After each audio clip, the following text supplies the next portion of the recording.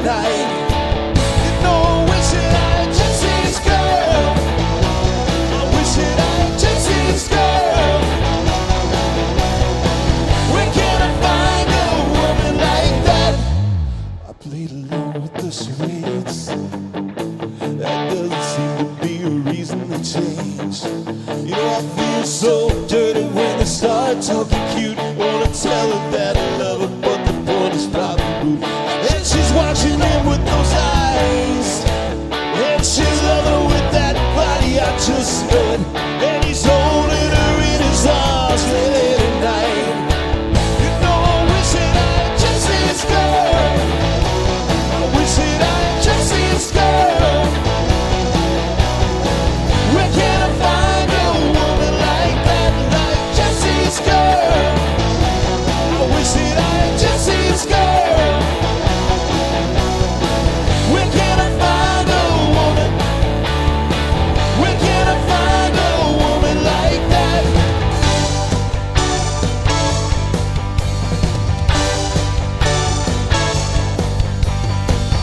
And I'm looking in the mirror all the time, wondering what she don't see in me.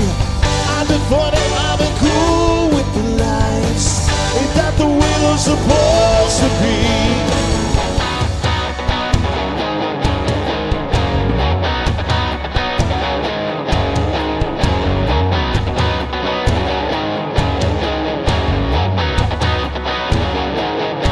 So tell me, where can I find a woman like that?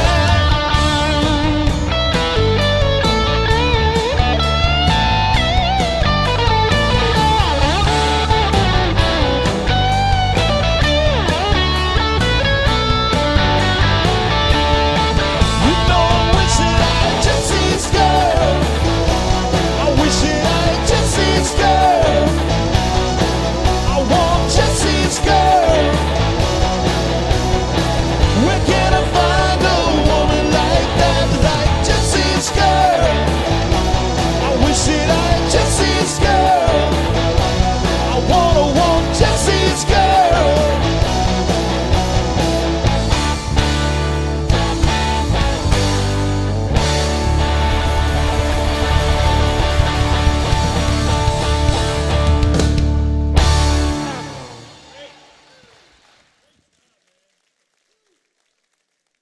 My gosh, is that not incredible?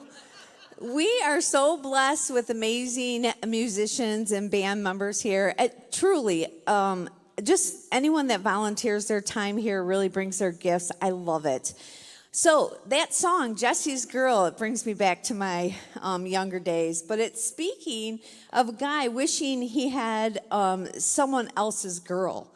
And that's the part of the story that we'll uncover today as we look at the story of David and Bathsheba, sorry, messed it up. As we wrap up the series, Shaking the Family Tree. So if you're new here, we'd like to welcome you to the Hub. We have a special gift for you. Or if you have any questions at all, anything Kensington, go out to the Hub. We would be happy to answer any questions you may have. So we have an amazing event coming up, and it's our baptisms. I get kind of emotional about it because it's truly a walk, and it's an inner decision for you to decide and show it outwardly to the world that you're a Christ follower. And so we do that through baptisms.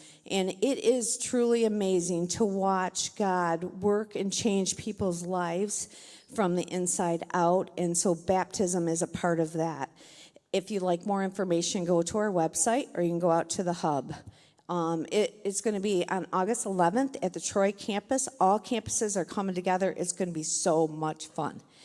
Also, we have a girls' night, August 3rd, and we have a special speaker, Chris Mays, who runs Communitas in New York City, which is Craig's wife, Craig Mays' better half.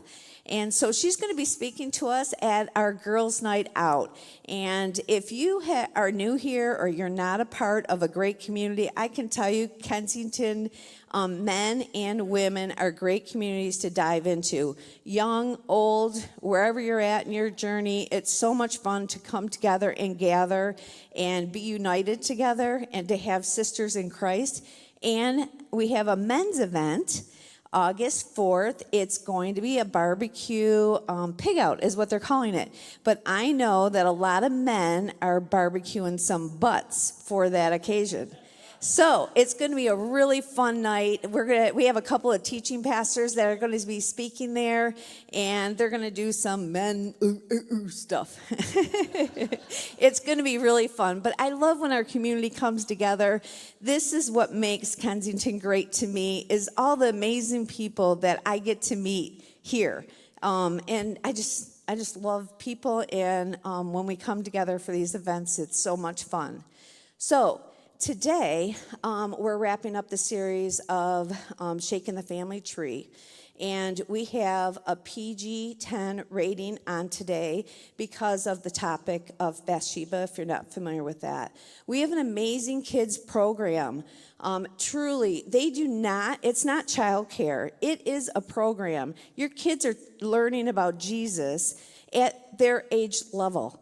Honestly, that's where I started out. I started volunteering in kids, and I learned so much through the kids program. It's a great program, you guys. It is not daycare, so we would highly recommend you to check out Kensington Kids.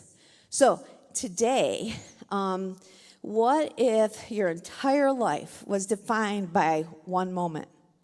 When people discuss you in the years to come at your funeral, and they don't mention anything about your childhood, your family, your characteristics, none of that. The only thing that you're remembered by is by one moment in human history. Who fits that description better than Bathsheba? There's no one in human history that fits it better than her. Her story is typically told as a brief encounter with tragic and long-lasting consequences. What if there was more to her life than we realize? What if there's another way to understand her life and story than we have been told before? We're going to watch a video. It's a modern-day depiction of David and Bathsheba. And then listen to a song that may help us to understand more of what is happening before Bathsheba was Bathsheba. Let's try to keep the drinks to a minimum, please. Why are you starting with me already? You know how you get. Look, I really need to take this. Do you really have to do work stuff right now? Oh, my. It'll take a minute, all right? Typical. Jim, what's the good news, buddy? Man, I thought this was a done deal. No, wait a second. We signed the papers yesterday. You can't back out now. Listen, you can't do this. Yeah, but... You know, I have my lawyers look at this tomorrow. Okay? This is not over.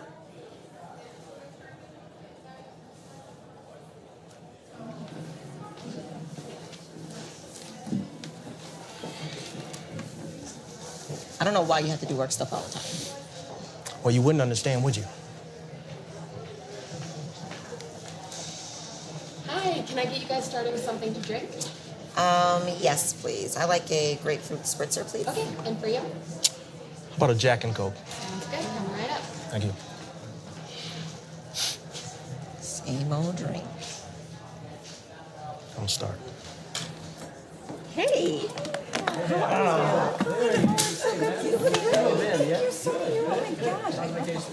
So, tell me about your vacation. Where did you go? What'd you do? Did you end up golfing while you were out? Beautiful. I did. So Yeah, we I did did. this. Okay, how'd it go? No, I was awful. It was like a sunset cruise, scuba dive thing. It was Hey, really well, now that cool. you're It was back, like I want to so, let you know right? I can't So wait they to give you start working snacks on and that drinks. You go acquisition. on this boat into the harbor. Thanks for letting me take care of that. Harbor. Yeah, sure. You know what? Let's not talk shop to me. Okay, sounds good. Hi, can I get you started with something to drink? Yeah, I think I'll have a Pinot Noir, please. Perfect for you. And whiskey sour for me. Sounds good. Thank you. Actually, you know what? Excuse me. Yeah, Please have what she's having. absolutely. Thank you. You never drink that. Sounded good. It's fun to mix it up every now and again, right? Well, I have to show you what I did with my kitchen. Yes. I added some backsplash, some tile. Yeah. Yep, that's me. some Back to awesome work. things. Back to work? Right back to work. Yes. Right back to work. Right You back like to it? work. A little vintage. Yeah, This I is get it. I get beautiful. it. Like it? Project. Yes. Look what she did. That's so lovely. You like it? So good. Oh my like gosh. it? Oh, you guys like it? Yes, Yeah. your wife is very talented. Yeah, I'm glad. It cost me a fortune. I had to put off buying my boat, actually. Don't be ridiculous. It wasn't that much. Okay. Thank you. Well, I've been doing some remodeling around the house. Oh, where at? Yeah, in the bathroom. Okay. I've just been, changing the light fixtures and doing the tile, painting. up A little bit of everything. Yeah. Fun. Wow, wait. You doing that all by yourself? Now that is impressive. Especially working full time and everything. It's just I don't know how she does it. something I do when you're working long hours. Well, Yeah. you know what? You can probably take some tips from her. Megan's very talented. I mean, if I tried half the projects she does, the house would be a wreck. I don't think you give yourself enough credit. Oh, come on. Remember when I tried to redecorate the bedroom? Fair enough. I just leave it all to her and she takes care of it. Oh my gosh, this is so great. Yes. Oh. It was All good right, to man. see See you. you at work? Glad we got to get absolutely. together. Have a good night, buddy. Yeah, take it easy, all right? Drink Good to soon. see you. Yes. So nice. Good to see Yeah, you. good to see you too. Next time. Till next time. Oh, I forgot my phone inside. I'll be right back. Good to see you guys. You as well. All right, guys. We're this way. Yep, we're this way, so. Take Have it a easy. good night. Yeah, you too.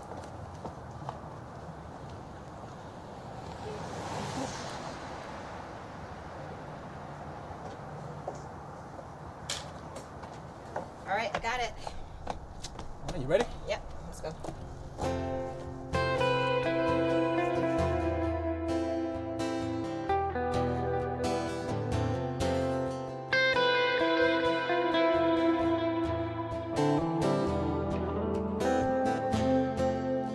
Try not to abuse your power. I know we didn't choose to change. You might not wanna lose your power, but having it so strange. I thought that I was special. You made me feel like it was my fault. You were the devil, lost your appeal. Does it keep you in control?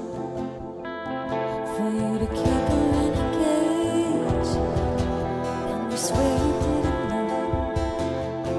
You said you thought she was your age. How dare you? And how could you? Will you only feel bad when they find out? If you could take it all back, would you? Try not to abuse your power. I know we didn't choose to change. You might not wanna lose your power, but having it so strange. Does it keep you in control? For you to keep her in a cage, and you swear you didn't know. You said you thought she was your age. How dare you? Try not to abuse your power.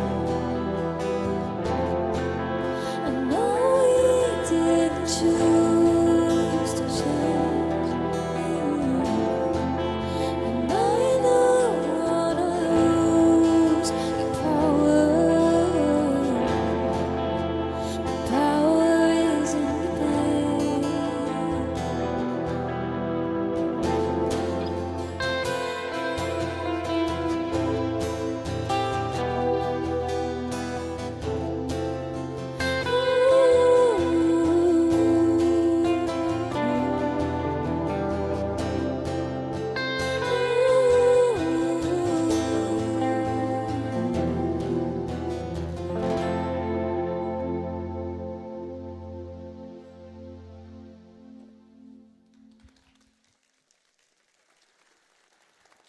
Thank you so much. It's awesome. Wow. Well, this is one of those Kensington weekends where we're being pretty real. And I was just reflecting on my life and on the people that I've loved and been in life with. And I was thinking about a window in my own marriage back about 25 years ago when we hit a brick wall and we weren't encouraging each other, we weren't caring about each other, and I reflect back on that Jesus carried us through that time in an unbelievable way that I can't even explain. But one of the things that it did is it gave me a huge compassion for the challenges that people are experiencing everywhere. The lyrics of that last song ask, how could you? Will you only feel bad when they find out? If you could take it all back, would you? Here's the truth. Our lives are challenging. We've felt that in the last year and a half. I mean, at least I have. Have you? How challenging the questions of our world, the things that feels like an onslaught is just blasting us in the face. That decisions and difficulties face us every day of our lives. Do you know what I love? I love the reality that the Bible is the same as our lives. It's the same. It's a real story with real people who were broken and selfish and hopeful. And today we're going to see people who were abused and people who abused power and abused others. There's no sugarcoating or pretending that people had it all together. Today, we will see that so clearly. Now, I got to tell you, I grew up in a church that would have never in a million years given the message today like it should be given, like the Bible actually tells it. I grew up in a church that told the story of David and Bathsheba was kind of looked down on like, but we know Bathsheba. There's nothing in the text that you're going to see that indicates that Bathsheba was anything but someone who was pulled uncontrollably into a situation that was out of her control. And yet, she didn't allow it to define her life. And I love that. I love the fact that we have daughters in Nepal, several thousand of them, who refuse to be defined by the evil done against them. Isn't that cool? They are women who were literally brought to the brink of destruction, and all of a sudden they go on this journey from victim to leader, to church planter, to business owner, to community advisor. It's the most amazing transformation because they said, I'm not going to let the broken parts of my story define my identity as a person. And I want to say that's really the message of today. Okay, we can close in prayer now, all right? No such luck. I got you for another 25 minutes.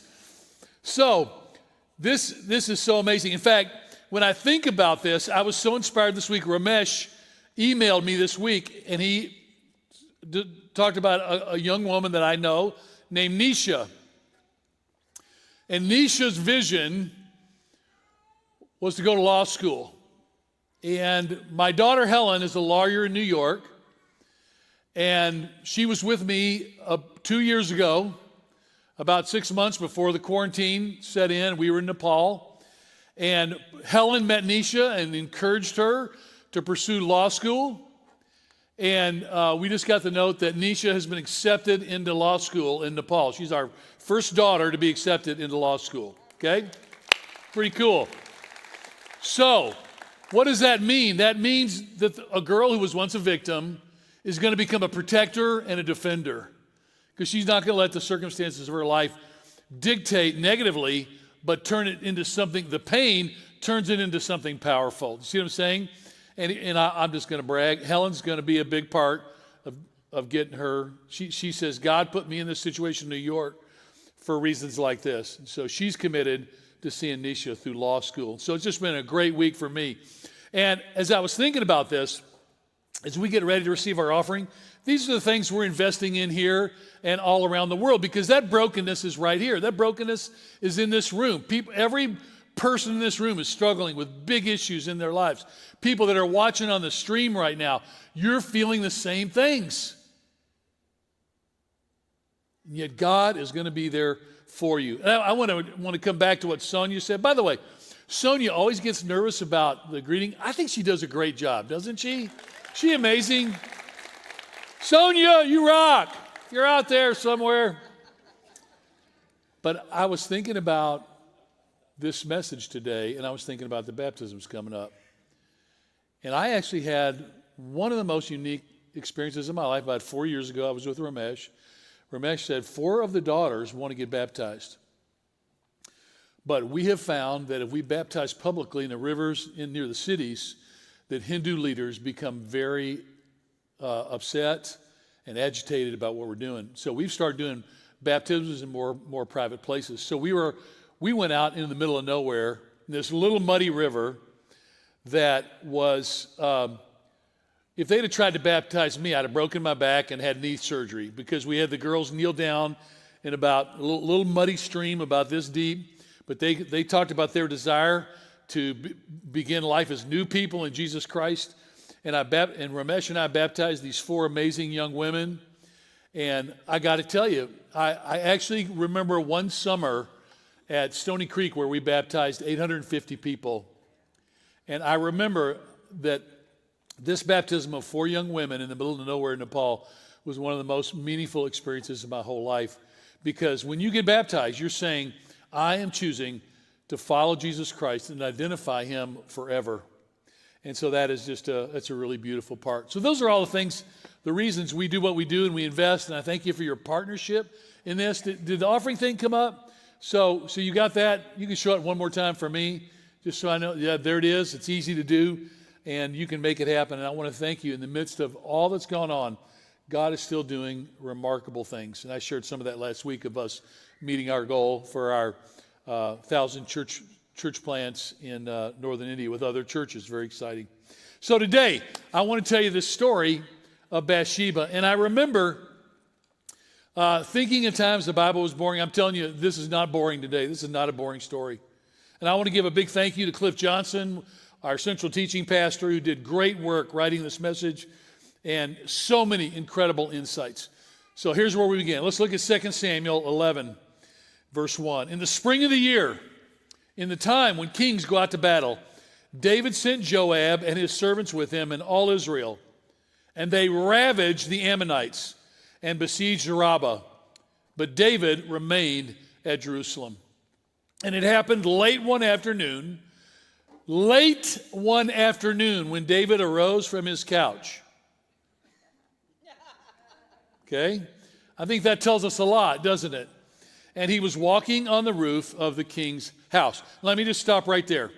This, first of all, you're wondering about battles. If you can imagine Israel today, nothing has changed really in 2,000 years in that Israel is surrounded by countries that don't acknowledge their existence to exist as a group of people. So imagine you're surrounded on all sides by people who don't acknowledge your right to exist. That's been the story since this time. And so they were continually in battles against nations that were trying to destroy them. And so it was really heavy warfare. David himself, King David, was a phenomenal warrior. In fact, if you ever read through 1st and 2nd Samuel and 1st and 2nd Chronicles, you read stories about some of David's greatest warriors, of which we're going to read about 2 today in this story. But they would go and fight, and that's where David should have been. But David at this time is probably in his early to mid-50s. He's been king of Israel for 20 years, and he sent Joab, who's the commander of his army. And when David should have been out there, he was just hanging around, sipping mint juleps and sleeping on the couch till late in the afternoon. This is not going to end well, because part of it, we were made to be engaged with purpose in our lives. And if we don't find purpose, you know what we find? We find negative purpose. If you don't find positive purpose to live and pour your life into and to give your life away, that's why we love our move out stuff here in Kensington, where people are serving and giving. That's why I want you to come to the men's and the women's events, to be engaged in meaningful contact with people. We don't know why, but David just felt compelled to stay bored and lazy on his rooftop patio. And by the way, They're excavating now. If some of you ever come with me to Israel, they're excavating a bunch of David's palace. And it's really right on a ledge that overlooks a valley and homes. David's view would have been probably, he probably would have had views of dozens, if not hundreds of places from his elevated place in his palace. So he's just looking out, and he's looking out at the people he's ruling, just like I'm kind of up elevated over you, and he would have seen all of you. Pastor Chuck Swindoll writes this, and I think this is incredible. I don't think I put it on did I put this on I don't think I did, no. He says, our most difficult times are not when things are going hard. You with me on that? Hard times create dependent people. You don't get proud when you're dependent on God. You know why I love living in this city? Is because, excuse my language, but if you've lived in Detroit all your life and you've gone through business and you go through this city and you know all the things that describe this gritty metro area that we live in, everybody I know has been kicked in the teeth at least once. It's different than other communities in America. There's a kind of a cool shared humility that people have lost their jobs. People know what it's like to see the bottom tank. We live to live in Detroit, which is always the first to experience recession and the last to come out of it.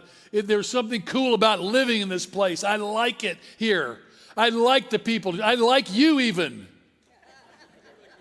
Kevin Samoff, I even like you, man.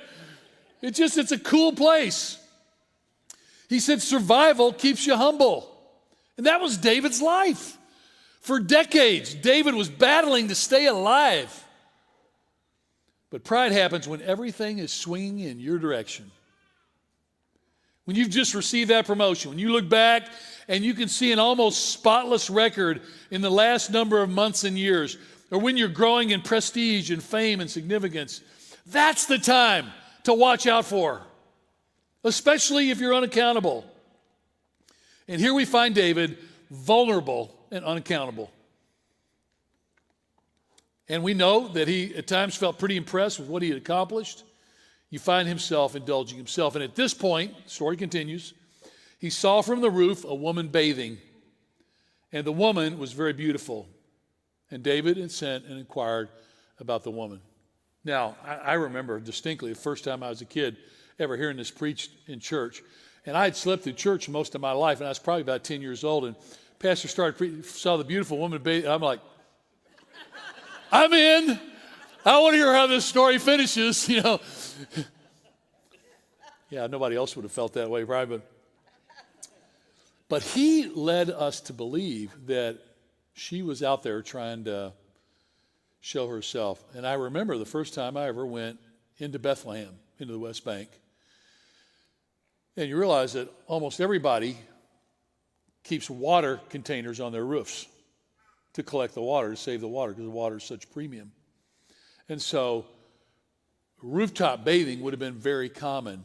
What wasn't common is that the king was going to be 100 feet above you in his palace looking out, watching you. Okay? So I just want to make clear, it had nothing to do with Bathsheba and everything to do with David. So he doesn't divert his eyes. He doesn't go inside to cool off. Instead, he doubles down. He says in verse 3, he asks one of his servants, is this, David sent and inquired about the woman, verse 3. And then his servant comes back and says, is not this Bathsheba, the daughter of Eliam, the wife of Uriah the Hittite? Now again, as I was a kid, I don't remember them talking about this. Actually, what I'm going to share with you right now, I don't remember them exposing this because the pressure was on Bathsheba and her sin, not on David's incredible blindness and determination to destroy something beautiful that was in his life.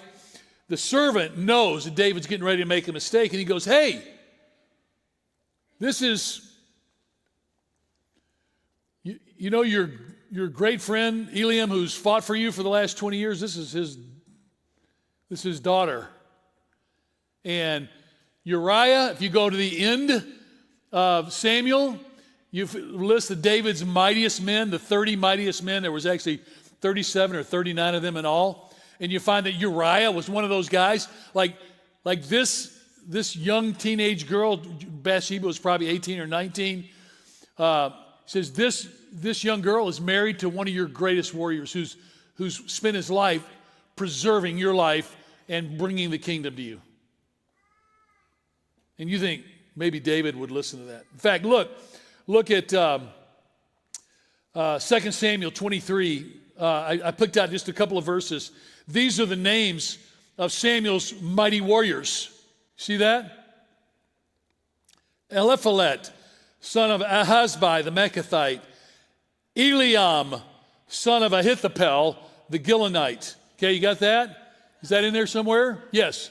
And Uriah the Hittite. And there were 37 in all. So all of a sudden, right in verse 34 and verse 39, you get Eliam and his father Ahithophel, that we find out later is David's leading advisor. The guy that David trusts for advice how to run his kingdom. So he doesn't really know Bathsheba. That's not surprising, because he wouldn't have known everybody in the kingdom, and he maybe would have recognized her from a distance. But he is getting ready to betray his most trusted advisor, and two of his greatest warriors that have spent his whole life taking care of him. And this is the guy, remember, that the Bible twice refers to David as a man after God's own heart. I don't know. But the thing that's amazing about it is David there were moments when David really wanted what God wanted, but David was also seduced by power, seduced by comfort, which we are too. Seduced by, what do we have? We have Netflix and Amazon Prime. I don't know what seduces you.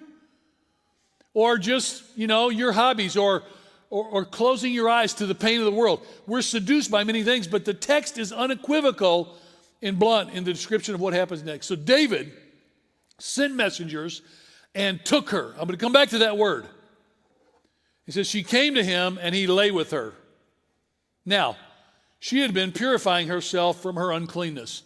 What that means is she was up there bathing out of purity, Old Testament purity laws, that after her menstrual period was over, she would have bathed, which meant that she was not pregnant, right? That her husband was away at war, and she was simply doing what a devout Jewish woman would do. David didn't care. And so he has sex with her, and she returns to her house. The Hebrew word here for take, it's so amazing, I don't ever remember this, is the word lakach. You can spell it L-A-Q-A-C-H. That would be, I don't have it on the screen, but you can remember this, L-A-Q-A-C-H. The word take here means to seize, to lay hold of, to fetch. Doesn't that sound romantic? Doesn't that sound erotic and seductive? The passive of this verb is to be captured or stolen. So this is Bathsheba's story. This is her bright, shining moment in the sun. She literally is stolen from her life. And there were people would say, well, man, she had to be pretty excited to be married to the king. Okay, she's married to an incredible warrior named Uriah, who's probably in his early 20s, to be stolen by a 55-year-old guy. Man, that sounds really, if I'm a girl, that sounds really exciting to me. This is cruel. This is awful what happens to her. She's seized. She's fetched. This should end any speculation that Bathsheba was enjoying this story. Again, remember, why are we telling this story? Because Bathsheba is in the genealogy of Jesus Christ in Matthew, along with, remember, with Tamar, with Rahab, with Ruth. And remember, Bathsheba doesn't even get her name mentioned in the genealogy. She's just the wife of David, the mother of Solomon. Her name doesn't make it, but she's in there. She's ripped out of her home in this terrible situation. This is an abuse of power driven by lust and by boredom. There's probably nothing more dangerous to human beings in the world than boredom. And David's got it full tilt. It's very clear that this could very well have been complete sexual violence against a young, innocent, childless, godly woman who was observing the scriptural laws for her own purity. To say the word that this was a case of rape is not overreaching. I can't confirm that, but again, you've got to realize that in that culture and under an all-powerful king in that community, she would have had no power and no leverage at all. And you think, well, could things get any worse? Well, yeah, they can. It gets worse. 2 Samuel 11:5. It says, the woman conceived, and she sent and told David, I am pregnant. So, if she gets caught in adultery, the woman is the one who's going to, I told this last week, this has always been true in history. When something like this happens, it's the woman who gets in trouble. So she doesn't know if she's going to be stoned. She doesn't know what's going to happen. David doesn't have to acknowledge any of this. She can't keep it quiet because eventually she's going to show. And can you imagine the royal scandal that would get out that one of his most trusted soldiers' wife was pregnant by him while the soldier was fighting for David's kingdom? So David ends up trying to solve this problem. You can read it in 2 Samuel chapter 11, verses 6 to 25. I don't have time to read through all that, but basically David sends for Uriah, and he says, man, you've been serving me. You've been awesome. Why don't you go take a break with your wife? And he refuses to do it. He's like, how can I go in and sleep with my wife and take comfort when all of my band of brothers is out in harm's way fighting for the kingdom, and you want me to just go and take a vacation? There's no way I'm going to do it. So you know what David does? He gets him drunk and sends him home again. He still won't do it. So David, because he can, sends Joab, the commander, a letter. And I don't have this on the screen, but I want to read this to you. In the morning, after he realizes that Uriah is not going to go into Bathsheba, so there's no way that the child is going to be misconceived as belonging to Uriah. It says, David wrote a letter to Joab. He wrote a letter to Joab, and he sends it back to the battle with who? Come on, say it. With Uriah. Oh my God, this is unbelievable. So here's a letter that Uriah carries, and in it, the letter says, put Uriah out in front where the fighting is fiercest, then withdraw from him so that he will be struck down and die. I mean, the weight of the betrayal is as severe as anything that you can imagine. So Uriah the Hittite, one of David's most loyal and brave soldiers and friend, is killed when David's command is followed by Joab. Now Bathsheba is a war widow, but no one can know that she's pregnant. So what does she do? She does what any wife would have done, and particularly in this situation. When the wife of Uriah heard that her husband was dead, she lamented over her husband. This word lament, you can look it up again in the Hebrew, you can look it up in the Blue Letter Bible to study, but it means to be overcome with, to be broken by grief. There's no question that she loved her husband, and he was stolen from her, as was her life. It says, when the morning was over, David sent and brought her to his house. Now, here's where I want you to understand. She didn't have any choice. Are you with me on this? Just so when you're reading the Bible, you're thinking about, she had zero choice. David sins. She's a widow. She's pregnant. She comes because this is her only option to stay alive. And she became his wife and bore him a son. But the thing that David had done had displeased the Lord. Man.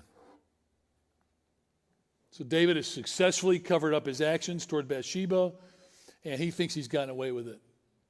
But God sends a prophet, Nathan, to him. And I remember reading this story because I thought this story was the most motivating story I'd ever heard as a young man to stay pure. Like to follow Christ, to try to live a godly life. It was this story that was so influential in my own life. It says, so the Lord sent Nathan to David, and he came to him and said, there were 2 men in a certain city, the one rich and the other poor. And the rich man had very many flocks and herds, but the poor man had nothing but one little ewe lamb, which he had bought. And he brought it up, and it grew up with him and with his children. It used to eat of his morsel and drink from his cup and lie in his arms. And it was like a daughter to him. Okay, before you start making fun of this guy, think about your dogs. Okay? Okay, all you little judgy people out there on the ewe lamb. I mean, this is how we treat our dog. It's ridiculous. Man, our dog is more than family. I've disinherited my children from my vast wealth. I'm leaving it all to George, my dog. But yeah, you know what it's like when you have a pet. And everybody loved this little lamb. And it used to eat of his morsel and drink from his cup and lie in his arms. It was like a daughter to him. And there came a traveler to the rich man, and he was unwilling to take one of his own flock or herd to prepare for the guest who had come to him. But he took the poor man's lamb and prepared it for the man who had come to him.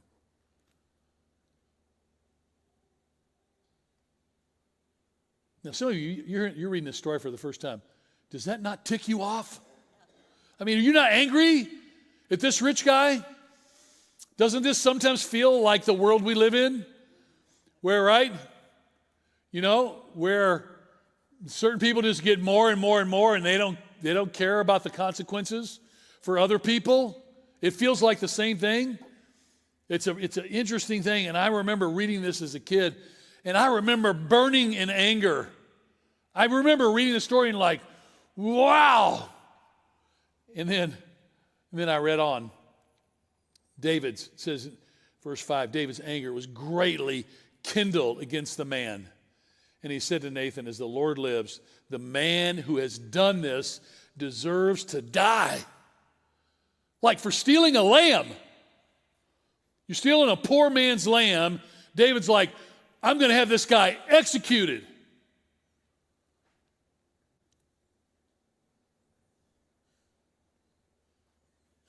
This man deserves to die. And he shall restore the lamb fourfold because he did this thing and because he had no pity. And Nathan said to David, you are the man.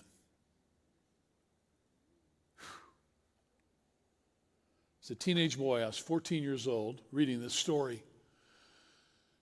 And I remember thinking, without Jesus Christ, I'm the man.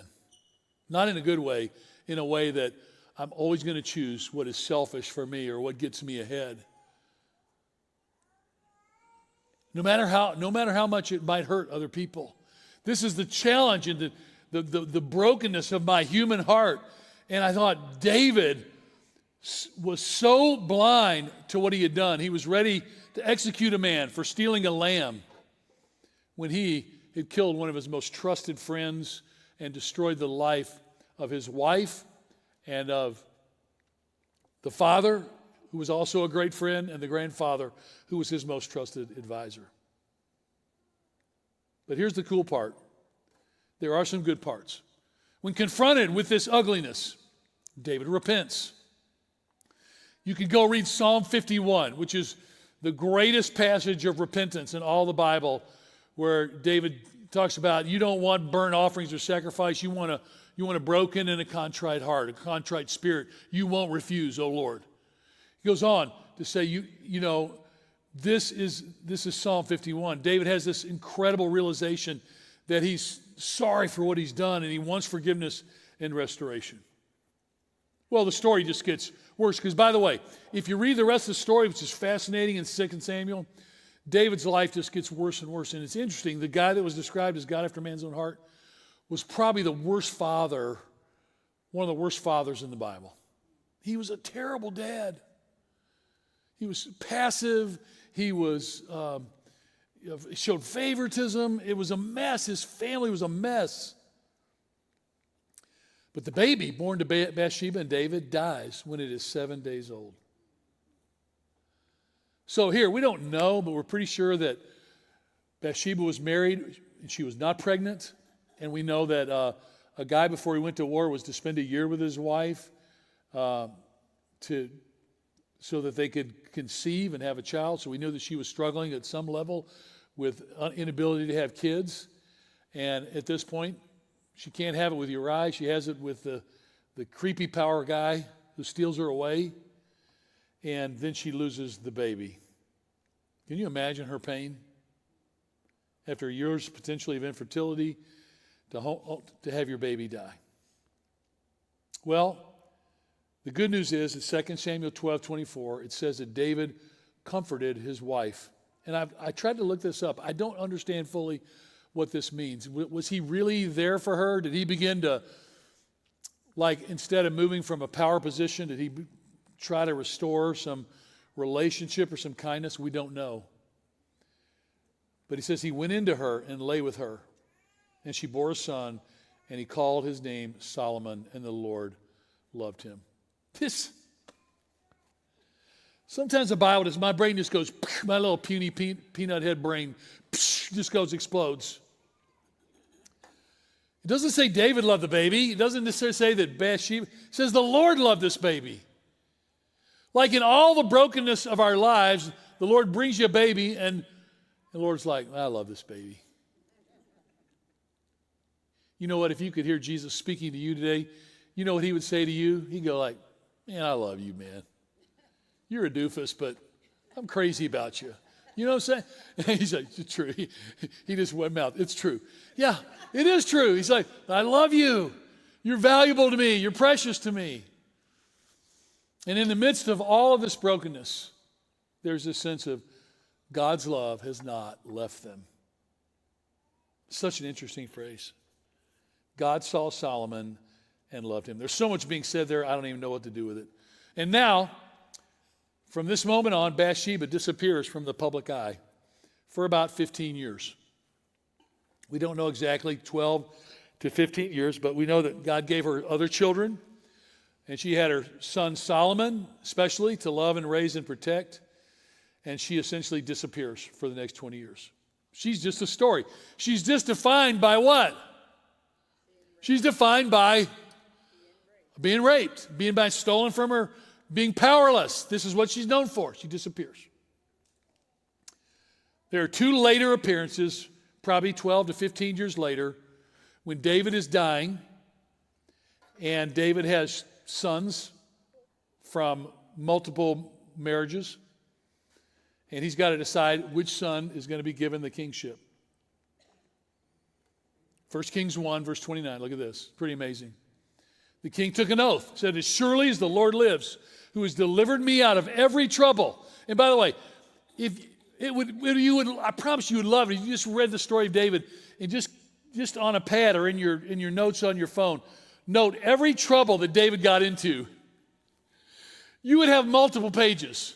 I mean, just listing the troubles. I mean, David was in constant trouble, and a lot of it was his own making. Some of it was the making of others. Some of it was when he stepped in, like when he fought Goliath, the giant. Some of it was because he ran to trouble.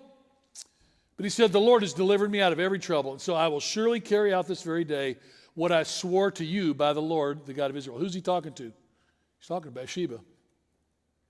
Solomon, your son, shall be king after me, and he will sit on my throne in my place.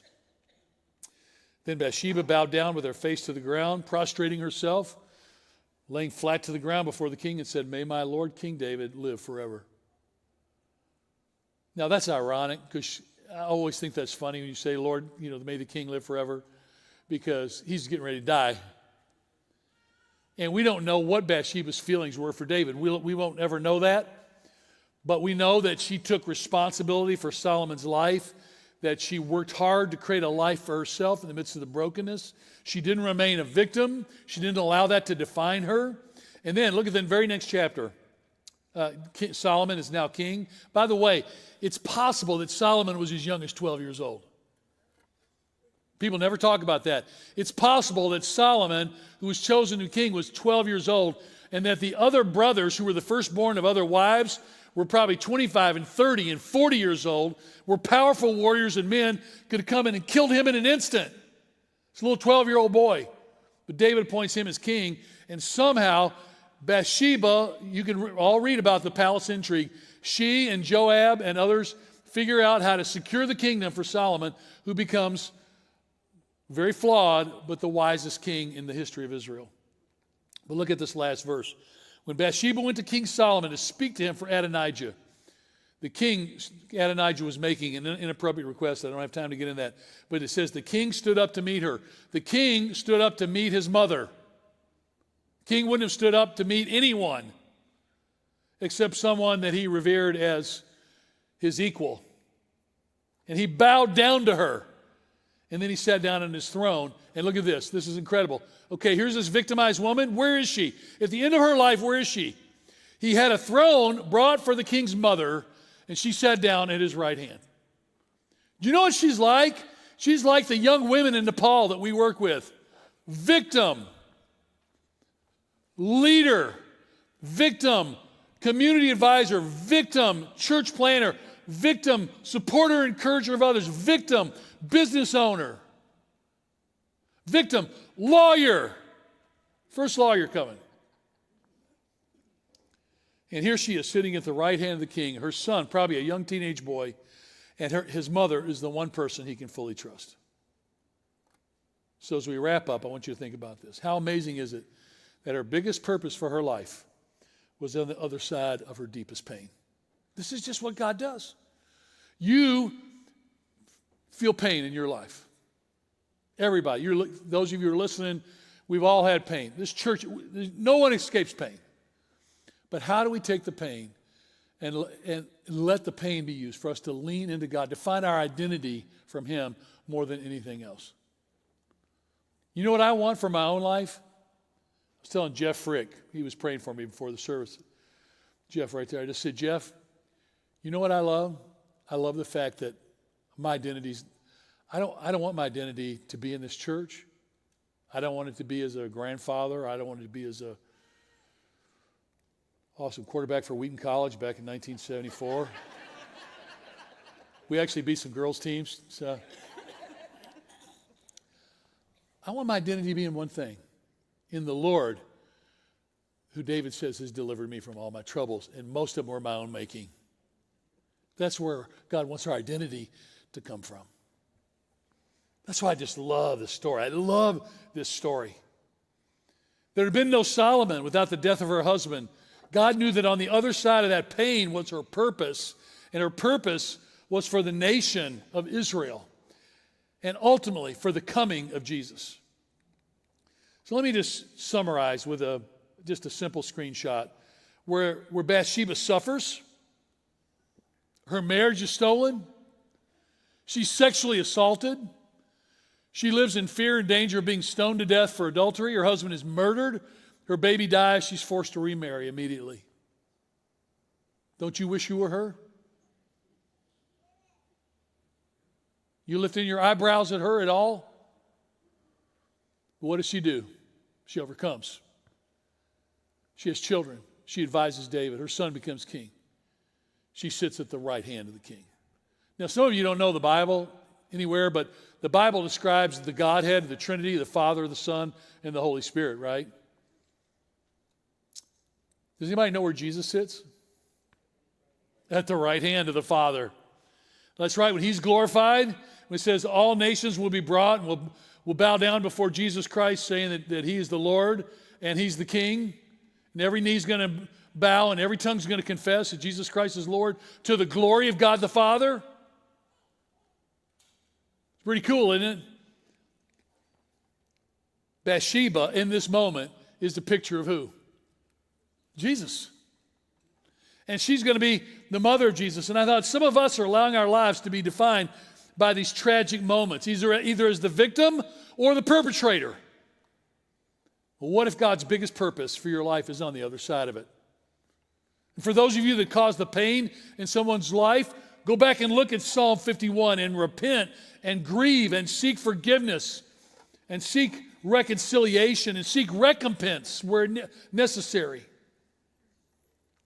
And for those of you that are living in the pain of the hurt of others, invite Jesus to come in and heal that. Jesus can take that pain and redeem it. He never wastes our pain. He wants to use your story to help someone else in their journey toward healing. I said that to 3 guys this week that I was meeting who were going through divorce. I said, and I know others that are facing that. It's like, let God, don't let bitterness, don't let one drop of bitterness seep in, because the bitterness will poison your life. But let forgiveness and the healing of God live in your life. It's incredible the difference that it'll make. Because the reason that the genealogy of Jesus was written as it was, with the mention of these 4 women's names, was to give all of us hope. So you don't read the genealogy and go, well, that's impossible. I could never be a part of that. The 4 women get in there, and every man and woman in this room can go, well, I can be a part of that. I'm as messed up as that. I'm as needy as that. That's why, just to summarize, the genealogy of Jesus the Messiah, the son of David, the son of Abraham. David was the father of Solomon, whose mother had been Uriah's wife. She doesn't even get mentioned by her name. But in the end, she sits at her son's right hand. And best of all, just like Tamar, Rahab, and Ruth, Bathsheba keeps the door open for Jesus to come. So great. I love this. And as messed up as David is, Jesus is called the Messiah, the son of David. This screwed up guy. He had so many great qualities and so many terrible qualities. Wow. I'm going to need a nap after this. This is why I love the Bible. It's just real. So as we come to the end of this, and we think about these 4 amazing women, don't let any excuse stop you from following Jesus. That's my final thought of this series. Don't let anything stop you from following the one who loves you more than you could ever imagine and knows exactly who you are in all your brokenness. Don't let anything stop you from following him, and don't give in to any false pleasure or false pride or the holding of any kind of resentment against others. But let Jesus free your heart to love as he loves. Because Jesus said, I want you to love others as I have loved you. And it's just like, as I have loved Solomon, the Lord loved him. The Lord loves you. As the Lord loves you. What if we were to live that love out in the world for every human being? Even the people that think exactly the opposite of us. Who cares? Love. Open your heart. Love people. Care. This is the movement. And move from being a victim to an overcomer in the power of Christ. So, Lord, thank you for this incredible series. Thank you for Cliff Johnson and Justin, all the guys that worked on it so hard and did so much great research. And, Lord, I just pray for the men and the women in this room, the men and women listening on the screen. Love you guys out there, wherever you are. It's so fun seeing people kind of coming back, too. It's great to be in community. Thank you for this blessed community. Lord, just give us courage to trust you in the midst of all the uncertainties of our lives. Don't let anything lead us away from you, because in the end, your life. David looked for life. He looked for joy and life in all the wrong places. He should have been a country music song.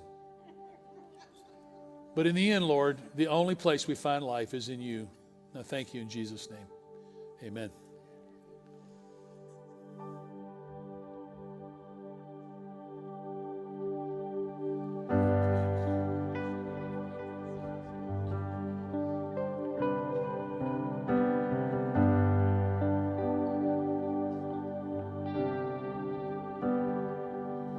You go before I know that you've even gone to wait.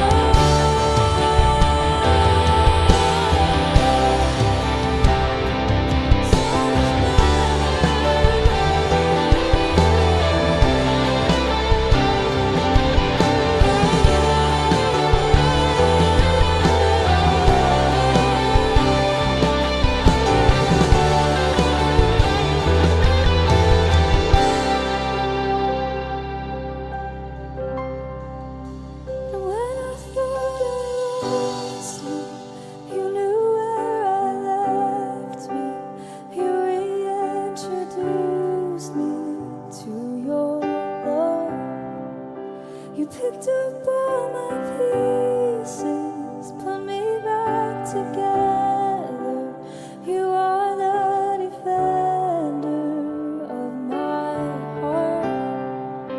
And when I thought I lost me, you knew where I left me. You reintroduced me to your love. You picked up all my pieces, put me back together. You are the defender of my heart. And when I thought I lost me, you knew where I left me. You reintroduced me to your love. You picked up all my pieces, put me back together. You are the defender of my heart.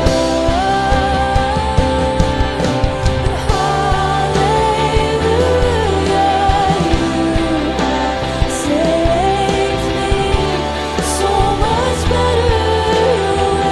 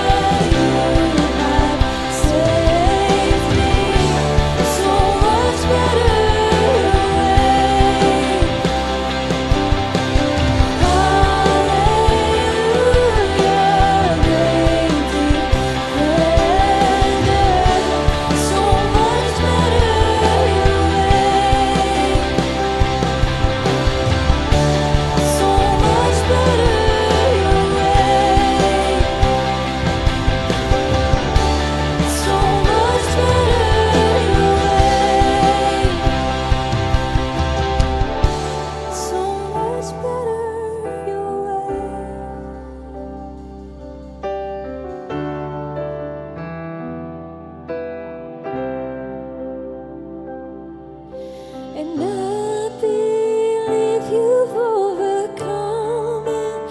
I will lift my song of praise for what you've done. And I believe you've overcome it. I will lift my song of praise for what you've done. I believe you've overcome it. I will lift my song of praise for what you've done. And I believe you've overcome it. I will lift my song of praise for what you've done. 'Cause this is how I fight my battles. This is how I fight my battles. This is how I fight my battles. This is how I fight my battles. This is how I fight my battles. This is how I fight my battles. This is how It may look like I'm surrounded, but I'm surrounded by you. It may look like I'm surrounded, but I'm surrounded by you. It may look like I'm surrounded, but I'm surrounded by you. It may look like I'm surrounded, but I'm surrounded by you. 'Cause this is how I fight my battles. This is how I fight my battles. This is how I fight my battles. This is how This is how I fight my battles. This is how I fight my battles. This is how I fight my battles. This is how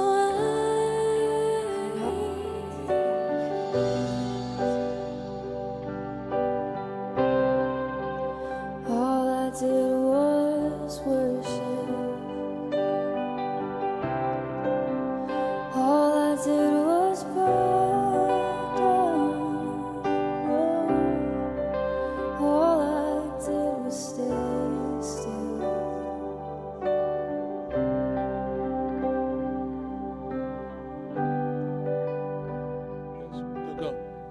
Jenna, you guys, come here.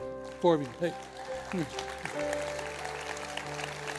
So,